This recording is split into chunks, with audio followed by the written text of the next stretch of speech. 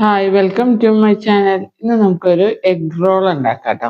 Egg role ഉണ്ടാക്കാനായിട്ട് ആദ്യം butter spread ചെയ്യുക, എന്നിട്ട് എഗ് എത്രണ്ണം വേണമെന്ന് വെച്ചാൽ അത്ര ഒഴിക്കുക. ഞാനിപ്പോൾ 2 ഒഴിച്ചിട്ടുണ്ട്.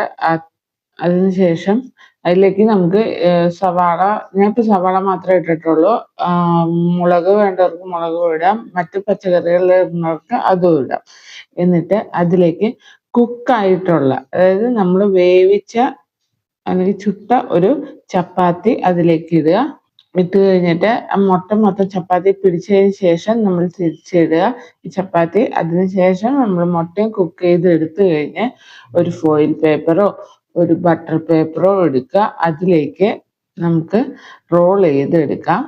അപ്പോൾ നമ്മുടെ എഗ് റോൾ റെഡി ആയിട്ടുണ്ട്.